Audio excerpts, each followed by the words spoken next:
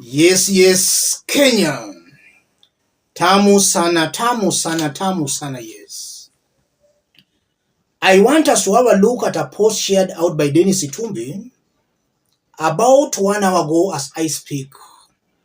The post relates to Rigathi Gachagua's illness. Rigathi was to appear for cross-examination today at the Senate, but he failed to appear, and we have been told that he fell ill. Denis Itumbi is now spilling the beans on his illness. Before we have a look at Denis Itumbi, let me say this.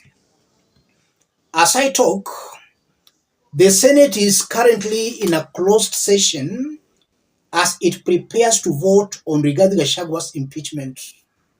So the voting is almost starting. But looking at things very objectively, Rigathi has fought like a man. He has tried everything he could to stop the impeachment, but all that has failed. Immediately the impeachment started, we know of the many cases Rigathi Gachagua sponsored in the courts. In fact, the cases are now over 30, all in his attempts to stop the impeachment. And even today, we saw what happened, where we are being told he fell ill. All these were just attempts at stopping the impeachment. And I still repeat, Kenyans should not sympathize with Rigathi Gachagua. Kenyans should not sympathize with Ruto. Rigathi's impeachment will be a blessing in disguise to Kenyans. Nobody knows. Maybe Rigathi Gachagua might now help Kenyans in pushing William Ruto to deliver. So his impeachment is good for Kenyans. And to Rigathi Gachagua supporters, you can do nothing to save Rigathi Gachagua. Even if you loved Rigathi Gachagua so much, you can't save him because you are not voting in parliament. And even to his supporters voting in parliament, they have clearly been outnumbered. In the National Assembly, we saw 282 to 44. And in the Senate, it's also going to be a convincing majority. So you can't save Rigathi. Let's just accept this fact that was his fate. That's how it was planned.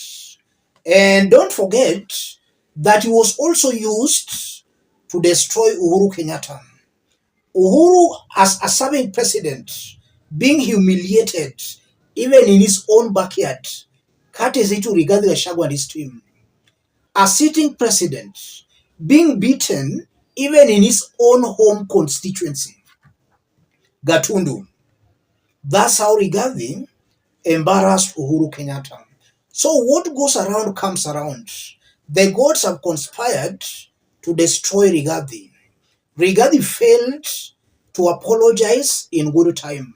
It's now up to Ruto to ask for forgiveness. If he fails, then his downfall will be even worse off than Rigathi's downfall.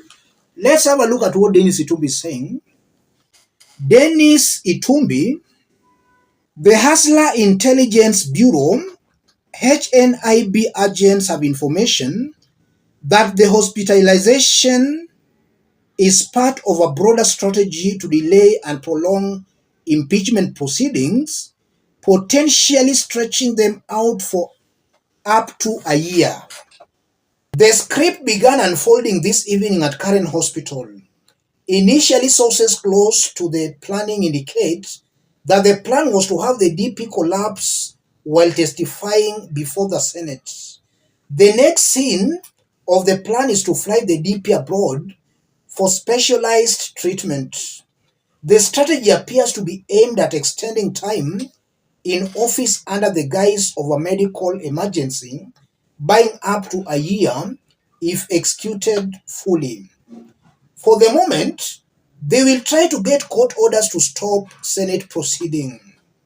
It's been observed that the National Assembly time was utilized to speak directly to the public followed by the drama, so as to prevent exposure of the lies through cross-examination. In the Senate, Gachagua's allies are already pushing to uphold the adjournment until the DP is given a clean bill of health. Meanwhile, majority senators argue that Gachagua has already presented his defense through press statements and speeches in the National Assembly. The real question now lies with the National Assembly. Will they relinquish their right to cross-examine the DP? The answer will shape what unfolds next. It is so declassified. Denis Itumbi is alleging that the falling ill of Rigathi is just part of Rigathi's strategy to frustrate his impeachment. And in our earlier video, I did state that even if the Senate gave Rigathi Gachagua 1 year, Rigathi was not going to appear before the Senate. Rigathi fears that cross-examination because through that cross-examination, a lot will be exposed. So Rigathi fears that. And also Rigathi knows he lacks numbers at the Senate. So he has just chickened out from the whole process. And that's what I've been saying here. Kenyans should now start taking me seriously because I've been very consistent on Rigathi Gachagua's impeachment.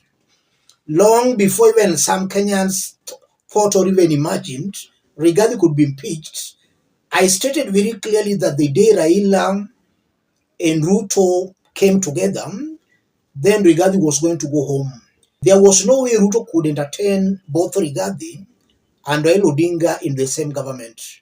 That was going to augur very badly for him, in that Raila Odinga supporters were not going to embrace Ruto fully, and also Rigathi supporters were also not going to embrace Ruto fully, in that they were going to see as if Ruto was trying to play both Raila and Rigathi.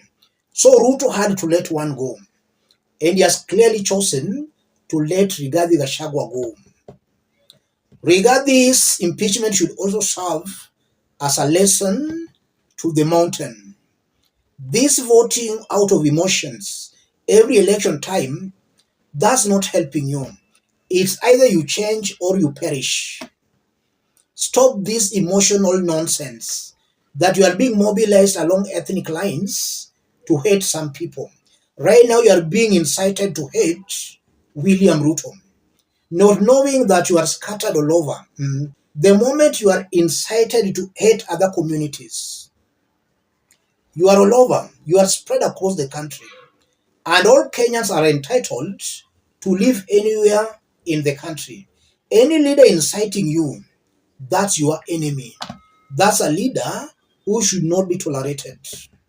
So let's all come together and resist bad leadership. It does not stop or ends with regard this impeachment. Our business here now is to make sure William Ruto now delivers. Rigathi is now out of the picture. William Ruto has no option but to deliver. If he fails to deliver, he'll find the going very tough. He'll find the going very tough. Let me stop it there, ladies and gentlemen. If you are watching us but you have not yet subscribed, subscribe, give the video a like. Any person watching us outside Kenya, drop a comment, let us know from which part of the globe you are watching us from. If possible, subscribe, give the video a like. And also, just to remind those who may not know, Rigathi Gachagua's team was trying to say that the Senate proceedings should be adjourned till Tuesday. That forced the Senate to take a vote, and the Senate voted for the proceedings to continue as had been planned. So from the look of things, we might be having a new deputy president tomorrow. Interesting times ahead. Thank you. God bless you. God bless Kenya.